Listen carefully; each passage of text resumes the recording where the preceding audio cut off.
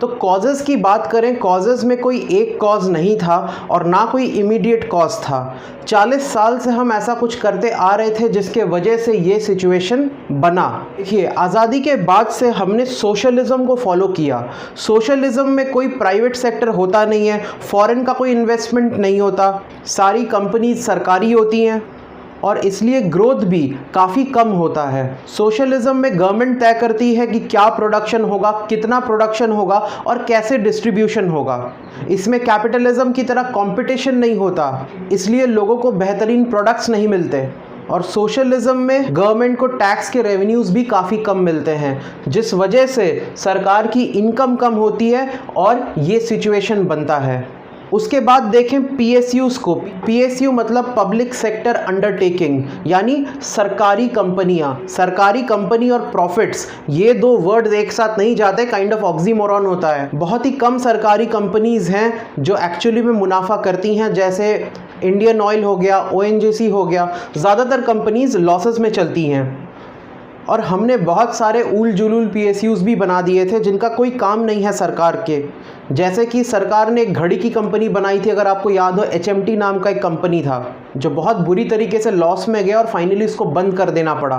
फिर एक कंपनी है, उसका नाम है मॉडर्न फूड्स, आज भी उस कंपनी का ब्रेड मिलता है। ये एक सरकारी कंपनी हुआ करता था जिसको सन 2000 में हिंदुस्तान यूनिलीवर ने खरीद लिया। तो सरकार घड़ी बना रही थी, ब्रेड बना रही थी, जूते चप्पल बना रही थी। ये काम सरकार का नहीं होता, सरकार का काम सरकार चलाना होता है। और ऐसे उल्टे सीधे पीएसयूज़ बना के हमने कुछ एम्प्लॉयमेंट तो जनरेट कर दिया, मगर नेट प्रॉफिट कुछ नहीं हो रहा था, जिस वजह से ये डेफिसिट बढ़ता गया और फाइनली एक ऐसा सिचुएशन क्रिएट हुआ। फिर देखते हैं कोटा सिस्टम के बारे में। सरकार ने हमेशा तय करके रखा था कि कितना प्रोडक्शन करना है, तो उससे ज़्यादा आप नहीं प्रोड्यूस कर पाओगे। इसको कहते हैं कोटा सिस्टम।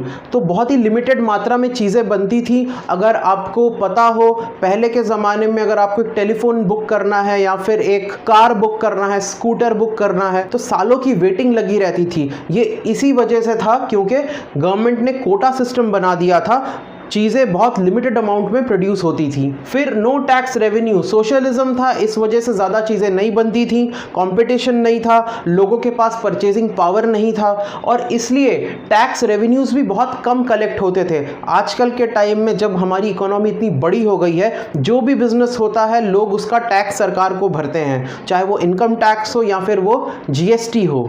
तो इन वजह से आजकल सरकार के पास बहुत ज़्यादा टैक्स रेवेन्यू आता है। उस ज़माने में सरकार को टैक्स नहीं मिलता था, जिस वजह से भी सरकारी जो खजाना है, जो सरकारी कोष है, वो हमेशा खाली रहता था, हमें दूसरे जगहों से लोन लेना पड़ता था। ये भी एक बहुत बड़ा कारण है डेफिसिट का। उसके बाद इंटरनल डेट्स, अब सरकार के पास पैसा नहीं होगी तो वो इंटरनल एरिया से, इंटरनल बैंक से ही लोन लेना पड़ेगा। उस ज़माने में 1990s की अगर आप बात करें तो सरकार ने 53%, जो हमारा जीडीपी था उसका 53% का जो अमाउंट बनता है वो सिर्फ लोन लेके रख दिया था, वो भी इंटरनल सोर्सेस से। तो आपको बताया, इंटरनल सोर्स से अगर आप लोन लोगे तो क्राउडिंग आउट इफेक्ट हो जाता था और ये एक बहुत बड़ा कारण था कि प्राइवेट सेक्टर ज़्यादा ग्रो नहीं कर पाया और ये सिचुएशन क्रिएट हुआ। उसके बाद पॉपुलिस्ट स्कीम्स। देखिए, इंडिया एक डेमोक्रेसी है। कोई भी डेमोक्रेसी में अगर आपको वोट चाहिए तो आपको जनता को खुश करना होगा। जनता कैसे खुश होगी? जब चीज़ें सस्ती होंगी, चीज़ें आसानी से मिल जाए या फ्री में मिल जाए और अच्छा।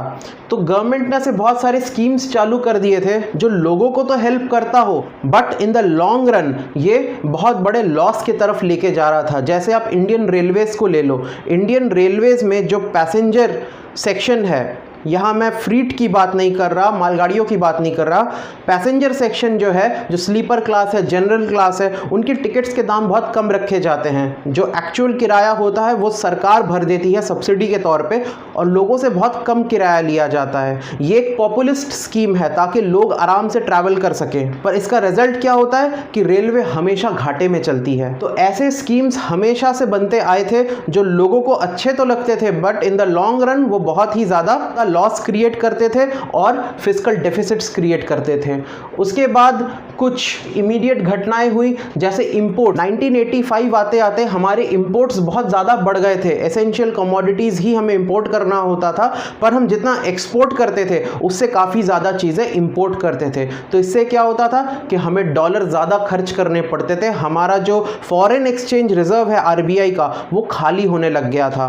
1990 आते आते गल्फ क्राइसिस भी शुरू हो गया। गल्फ क्राइसिस कहते हैं 1990 में जब सद्दाम हुसैन जो इराक के लीडर थे, उन्होंने कुवैत पे हमला कर दिया था और कुवैत को बचाने के लिए फिर यूएस, यूके और सऊदी अरेबिया के अलाइड फोर्सेस ने वापस से सद्दाम हुसैन पे अटैक कर दिया। इसको कहते हैं गल्फ क्राइसिस। गल्फ क्राइसिस के वजह से पेट्रोल और क्रूड ऑयल के प्राइसेस बहुत ज़्यादा बढ़ गए थे और इंडिया को जो क्रूड ऑयल बाहर से इंपोर्ट करते थे हम लोग, हमको ज़्यादा डॉलर्स खर्च करने पड़ गए। तो इतने ज़्यादा डॉलर्स निकल गए कि ultimately balance of payment crisis हो जाता है 1991 में।